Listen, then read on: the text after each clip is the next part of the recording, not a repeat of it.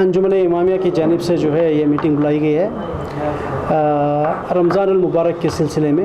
کیونکہ 2 سال سے جو ہے کرونا کی وجہ سے رمضان المبارک میں جو ہے صحیح سے جو ہے ہم لوگ عبادت نہیں کر پائے اور لوگوں کی خدمت جو ہے ڈھنگ سے جو ہے نہیں کر پائے۔ اس کی وجہ سے ہم اس سال چاہتے ہیں کہ وہ 2 سال کا جو بھی ہمارا قرضہ ہے عبادت کا، وہ اس سال جو ہے تھوڑا دھوم دھام سے جو ہے عبادت کریں اور لوگوں کی جو ہے خدمت انجام دیں۔ اس سلسلے میں جو ہے ہم نے آج یہ پریس میٹ بلائی ہے، تاکہ ماہ رمضان کا پہلا روزہ ہے۔ اس سلسلے میں اس میں کیا ہے، ہمارے انجمن امامیہ کی جانب سے جو ہے فجر کی نماز میں جو ہے نماز کے بعد جو ہے قرآن خوانی ہوتی ہے، اس کے بعد ظہر کی نماز ہوتی ہے، ظہر کی نماز اور عصر کی نماز کے درمیان جو ہے دینیات مطلب مسئلہ و مسائل ہوتے ہیں نماز کے سلسلے میں، رمضان کے سلسلے، اس کے روزے کے سلسلے میں ہر طریقے سے جو ہے اس میں بیان کیا جائے گا۔ پھر جو ہے 5:30 بجے جو ہے ہمارے یہاں ایک مجلس ہوتی ہے ایصال ثواب کے لیے، جو لوگ اس دنیا سے جا چکے ہیں ان کی ایصال ثواب کے لیے مومنین جو ہے وہ جو ہدیہ کرتے ہیں، تو 5:30 بجے سے 6:30 بجے تک مجلسیں ہوتے ہیں۔ پھر مغرب کی نماز، اس کے بعد جو ہے افطاری کا انتظام انجمن امامیہ کی جانب سے مومنین کے تعاون سے جو ہے اس کو انتظام کرتے ہیں، کیونکہ ابھی پہلے تو ہر سال بیٹھا کے کھلاتے تھے سب کو، ابھی اس جگہ کی تنگی ہے، تو پارسل سروس کا جو ہے، اور کرونا کا بھی ابھی 100% ختم نہیں ہوا ہے، تو پارسل سروس جو ہے ہم لوگ جتنے بھی روزے دار ادھر آتے ہیں سب کو جو ہے وہ دیتے ہیں۔ جیسے افطاری ختم ہوتی ہے 8 بجے سے جو ہے پھر قرآن خوانی، بچوں کا الگ دینیات مسئلہ و مسائل، ہر طریقے کے جو ہے پروگرامز ہم لوگ یہاں پر کنٹینیو کرتے ہیں، اور شب قدر میں وغیرہ جو ہے رات بھر کی جو عبادتیں مسلسل جو 2 سال سے نہیں تھی، اس سال جو ہے انشاءاللہ ہم سب مل کے علماء کے ساتھ، علماء کے تعاون کے ساتھ جو ہے یہ بھرپور کریں گے۔ یہ ایک اطلاع دینا تھا، اس لیے آپ لوگوں کو انفارم کیا۔ اس مرتبہ کوئی بھی رکاوٹ نہیں ہے، جیسا پچھلی مرتبہ کووڈ کی وجہ سے مسجدیں بند تھیں، جی گھروں میں ہی لوگوں کو عبادت کرنا ہوا، تو اس مرتبہ کا کیا؟ وہی ہم لوگ بتا رہے ہیں کہ اس بار جو ہے 2 سال سے جو نہیں ہوئی عبادتیں، اس کا جو ہے اس بار کھل کے تھوڑا اچھے انداز سے جو ہے مومنین کے درمیان جو ہے اچھے سے اچھا ہے۔ عورتوں کا بھی ایک انتظام ہمارا ہے، 2-3 ادارے عورتوں کے ہیں، وہاں پر بھی جو ہے قرآن خوانی کا انتظام کیا گیا ہے، وہاں پر بھی پروگرامز ہیں، اور جو ہے ان کو انعامات بھی دیے جائیں گے۔ جیسے یہ 20 دن ختم ہو جائیں گے، اس کے بعد جو ہے ان کے ایگزامز رہیں گے، ان عورتوں میں بھی، مومنات میں، مومنین میں، بچوں میں، سب جگہ ایگزامینیشنز ہوتے ہیں، اور ایگزامینیشنز کے بعد جو بھی ونرز ہوتے ہیں سب کو جو ہے ان کو پرائزز بھی دیے جائیں گے، اور جو پارٹیسپیٹ کرتے ہیں ان کے لیے بھی جو ہے انعامات دیے جائیں گے۔ تو اس بات پر بھی موجودہ حالات کے پیش نظر زور دیا جا رہا ہے کہ مسجد کے ذریعے جو ہے عبادت کے ساتھ سماجی اور معاشی خدمات بھی انجام دیے جائیں۔ جی انشاءاللہ مسجد کے تحت کیا کام ہو رہے ہیں، کیا کرنا چاہ رہے ہیں؟ بتا رہے ہیں انشاءاللہ ہم لوگ جو ہے لاسٹ جمعہ میں یہ اعلان کیے ہیں، ابھی مسجد کو صرف نماز کے حد تک محدود نہیں کریں گے، انشاءاللہ کمپیوٹر کلاسز بھی جو ہے آل ایجز کے لیے جو ہے بنانے کا اعلان لاسٹ جمعہ میں ہم نے کیا ہے، اور ایجوکیشن کے پیچھے جو ہے حالات حاضرہ کے حساب سے اپنے خود کے ایجوکیشن سینٹرز بنانے کے بھی ہم نے اعلان کیا ہے۔ مومنین جو ہے اس کے بارے میں آ رہے ہیں، انشاءاللہ اس کا تھوڑا ٹائم لگے گا، بٹ قوم جو ہے بیدار ہوئی ہے۔ جو مسئلے ابھی یہ 2 مہینے سے جو مسئلے ہمارے کرناٹکا ریاست میں جو اٹھے ہیں، اس سلسلے میں جو ہے شکر ہے اللہ کا کہ جو سوئی ہوئی قوم تھی وہ جاگی ہے، اچھا سا ایک میسیج آیا ہے، بیدار ہوئے ہیں لوگ، بچے سے بوڑھے سے، جو آدمی قوم کے بارے میں سوچتا نہیں تھا وہ بھی جو ہے آج اپنا جو ہے وقت دے رہا ہے، سوچ رہا ہے کہ کچھ کرنا چاہیے بول کے، ایک جو کچھ اللہ کرتا ہے اچھے کے لیے کرتا ہے، تو ہم لوگ جو ہے انشاءاللہ اسی جذبے کے ساتھ جو ہے اس جذبے کو بنا ٹھنڈا کیے کہ اسی جذبے کو جو ہے کنٹینیوشن کریں گے انشاءاللہ۔ ماشاءاللہ ماہ سیام کا مہینہ شروع ہو چکا ہے، جس کی آج پہلی تاریخ ہے، اور اس پورے کے پورے مہینے میں ماہ سیام کے اس پہلی تاریخ سے لے کر کے وہ آخری تاریخ تک یہ مسجد عسکری میں ہی نہیں بلکہ تمام کے تمام امت مسلمہ کے جہاں جہاں بھی افراد موجود ہیں، آباد ہیں، یہ ماہ سیام کا احترام اور ماہ سیام کی تعظیم کرتے ہوئے نظر آ رہے ہیں۔ تو انشاءاللہ حسب دستور امسال بھی مسجد عسکری میں،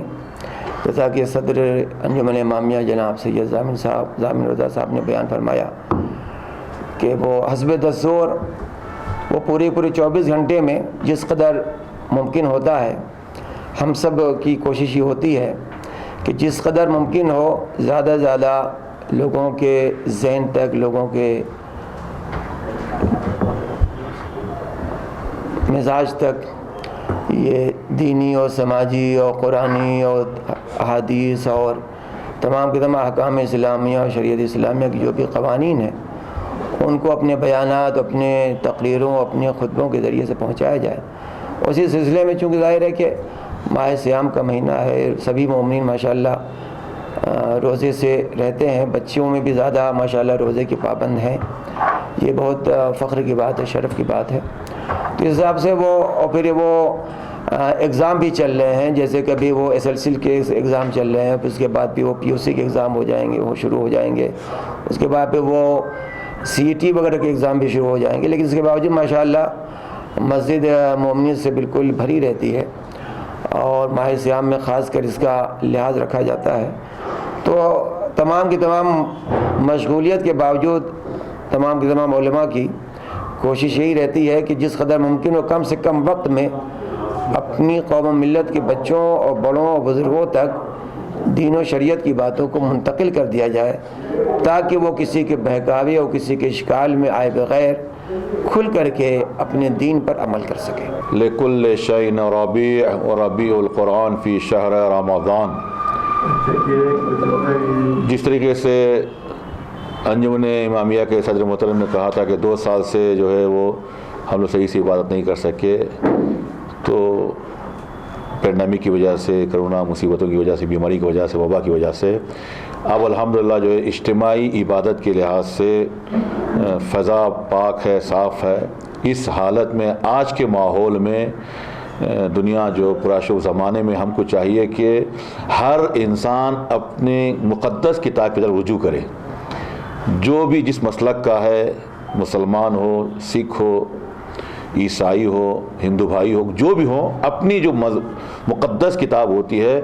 کوئی کسی مذہب کی کتاب کسی کو فتنہ پھیلانے کے لیے،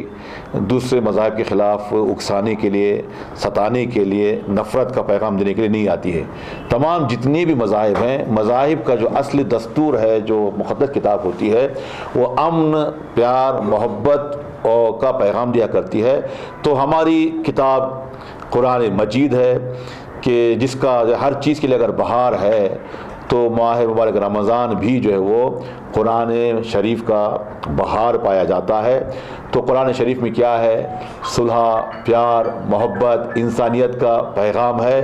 اور ماہ رمضان میں تمام عبادتوں میں سب سے لمبی اور چوڑی بڑی عبادت اگر کہا جائے وقت کے لحاظ سے، وہ روزہ ہوتا ہے۔ اور روزہ سب سے زیادہ اخلاص اس میں پایا جاتا ہے۔ نماز دکھائی دیتی ہے، جہاد دکھائی دیتا ہے، لیکن روزہ اب نہیں معلوم اس محفل میں ان تمام مومنین جو لوگ بیٹھے ہوئے یہاں پر، کون روزے کی حالت میں ہے نہیں ہے، اندرونی حالت ہوتی ہے۔ تو روزہ جس کا فلسفہ جو ہے حضرت صدیقہ طاہرہ بی بی فاطمہ زہرا علیہ السلام نے ارشاد فرمایا کہ وَالصِّيَامَ تَثْبِيتًا لِلْإِخْلَاصِ، اس عظیم مہینے میں جہاں کہ اللہ عز و جل اپنی رحمتوں کے دروازے کھول دیتا ہے، جنت کے دروازے کھول دیتا ہے اور شیطان کو زنجیروں سے جکڑ دیا جاتا ہے، یہ پورا مہینہ تزکیہ نفس کا مہینہ ہے کہ جس میں یہ حکم دیا جا رہا ہے کہ اے صاحبان ایمان اپنے نفس کو پاکیزہ بناؤ۔ تزکیہ نفس کے لیے سب سے بہترین موقع ماہ مبارک رمضان ہے کہ جس میں عام دنوں میں انسان کھا پی سکتا ہے، سب کچھ کر سکتا ہے، باقی جو حلال امور ہیں، لیکن ماہ رمضان میں اللہ عز و جل کے حکم کے مطابق طلوع فجر سے لے کے مغرب تک اپنے آپ کو ان تمام چیزوں سے کنٹرول کر لیتا ہے، روک دیتا ہے۔ تو جب ماہ مبارک رمضان میں انسان اپنے آپ کو روک سکتا ہے ان چیزوں سے جو عام دنوں میں جائز ہیں لیکن حالت روزہ میں حرام ہو جاتی ہیں، تو بدرجہ اولا عام دنوں میں ان حرام چیزوں سے انسان اپنے آپ کو بچا سکتا ہے جس کو شریعت نے حرام قرار دیا ہے۔ تو اب اس میں سب سے بڑا پیغام تو ایک دوسرے کی تکلیف کو محسوس کرنا۔ ہدف روزہ ایک امیر کا غریب کی غربت، تنگدستی اور فقر اور بھوک اور پیاس کو محسوس کرنا، پھر دوسرا روزے قیامت کی بھوک و پیاس کو محسوس کرنا، یہ روزے کی حالت میں انسان محسوس کر سکتا ہے۔ اور اس کے ساتھ ساتھ من فطر صائما، خطبے میں رسول اللہ ارشاد فرماتے ہیں کہ جس نے ایک روزے دار کا افطار کیا، اب اس میں افطار سے مراد روزے دار غریب فقیر نہیں، مطلقاً اگر مالدار ارب پتی کروڑپتی بھی روزہ دار ہے، اگر اس کا بھی آپ اس کی افطاری کا انتظام کر رہے ہیں تو آپ کے لیے بہت بڑا ثواب ہے۔ سب سے پہلے میں آپ تمام حضرات کی خدمت میں اور تمام ریاست کے مسلمان بھائیوں کی خدمت میں اور تمام ہم وطن ہندوستانیوں کی خدمت میں اس ماہ مبارک رمضان کی مبارکباد پیش کرتا ہوں، اس لیے کہ یہ وہ مہینہ ہے جو محبت اور آشتی کا پیغام لے کر آیا ہے اور صلح و صفا کا پیغام لے کر آیا ہے، محبت اور بھائی چارگی کا پیغام لے کر آیا ہے، جہاں پر انسان خاص کر مسلمان اس ماہ مبارک رمضان میں انفرادی طور پر عبادت انجام دیتا ہے، جیسے نماز، روزہ، تلاوت قرآن، ذکر وغیرہ، وہاں پر ہماری ذمہ داری یہ ہے کہ اجتماعی سلسلے میں بھی ہم جو ہے ذمہ داری ادا کریں، دوسروں کا خیال رکھیں، اپنے مسلمان بھائیوں کا، اپنے دوسرے پڑوسیوں کا اور اپنے محلے والوں کا، اپنے شہر والوں کا خیال رکھیں، تاکہ ایک دوسرے کے ساتھ مل جل کر اللہ کی عبادت بہتر طریقے سے انجام دے سکیں۔ جہاں پر ماہ رمضان میں ہماری بہت ساری ذمہ داریاں ہیں، وہاں پر ایک اہم ذمہ داری ہماری یہ ہوتی ہے کہ ہم اپنی قوم و ملت کو موجودہ حالات سے باخبر کریں۔ سب سے پہلے ہماری ذمہ داری یہ ہے کہ ہم مسلمانوں کو دین کے سلسلے میں آگاہ کریں کہ دین کے سلسلے میں ہماری کیا ذمہ داری ہے۔ کہیں ایسا نہ ہو کہ دیکھیے گا ہماری طرف سے کوئی قصور ہے، موجودہ حالات کے حساب سے دیکھا جائے تو ہمارا بھی بہت سارا قصور ہے مسلمانوں کا، ہم نے دین کو پارٹ ٹائم جاب سمجھ لیا ہے، یعنی دین کے کچھ احکام پر عمل کریں گے اور کچھ احکام پر عمل نہیں کریں گے، یہ دین میں چلنے والا نہیں ہے۔ دین ایک ٹوٹل پیکیج کا نام ہے، پورا لینا ہے تبھی جا کر وہ مسلمان ہو سکتا ہے۔ اب یہاں پر موجودہ دور میں جو حجاب کے مسئلے میں چھیڑ چھاڑ ہوئی ہے، یہاں کسی حد تک ہم بھی اس کے قصوروار ہیں۔ قصوروار اس لیے ہیں کہ ہم مسلمانوں نے جو ہے اس پر پوری طرح سے پابندی نہیں کی ہے۔ اگر پابندی کی ہوتی تو آج کسی غیر مسلمان کو یہ کہنے کا موقع نہ ملتا کہ یہ حجاب دین کا لازمی حصہ نہیں ہے، جبکہ حجاب دین کا لازمی حصہ بھی ہے، ضروری حصہ بھی ہے، واجب شرعی ہے۔ نہ صرف یہ کہ واجب شرعی ہے بلکہ ایک مسلمان عورت کی بہترین پہچان ہے۔ ہماری خواتین، ہماری عورتیں جو ہے حجاب سے پہچانی جاتی ہیں، اور یہ پردہ صرف عورتوں پر نہیں مردوں پر بھی ہے۔ یہ اور بات ہے کہ حدود الگ الگ ہیں، یہ پردہ جو ہے ایک پردے کا تعلق انسانیت سے ہے، جو بھی انسان ہوگا وہ با پردہ ہوگا، اور جو انسانیت کے دائرے سے نکل جائے گا وہ بے پردہ، جس طرح سے حیوانات بے پردہ رہتے ہیں۔ اب یہاں پر موجودہ حالات میں ہمیں بیدار ہونے کی ضرورت ہے کہ کچھ فرقہ پرست طاقتیں، کچھ شر پسند افراد جو ہے اس عنوان کو لے کر مقدسات دینی میں دخالت کرنا چاہتے ہیں، اور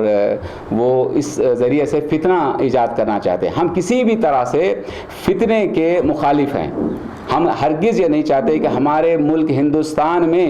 فتنہ ہو، فساد ہو، خون ریزی ہو، ہم ہرگز اس طرح سے نہیں چاہتے ہیں، لیکن ہم ہرگز یہ بھی برداشت نہیں کرتے کہ کوئی دوسرا ہمارے دین کے سلسلے میں دخالت کرے۔ بڑے افسوس سے کہنا پڑتا ہے کہ جب ہم جو ہے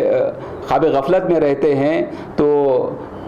چاہے وہ کورٹ ہو یا کوئی اور ہو، وہاں پر جو ہے دین کے سلسلے میں مداخلت ہوتی ہے۔ بڑے افسوس سے کہنا پڑتا ہے ان کو یہ موقع ملتا ہے کہ یہ دین میں ہے یا نہیں ہے۔ ان کو کیا حق ہے کہنے کا کہ کون سی چیز دین میں ہے یا نہیں ہے؟ ہر دین کے کچھ ذمہ دار افراد ہوتے ہیں، علماء ہوتے ہیں، اتھارٹی ہوتی ہے، وہ بتاتے ہیں۔ جن کو قرآن پڑھنا نہیں آتا، جن کو قرآن سمجھنا نہیں آتا، جن کو احادیث کی طرف عبور نہیں ہے، وہ کیا بتائیں گے کہ دین میں کیا ہے کیا نہیں ہے؟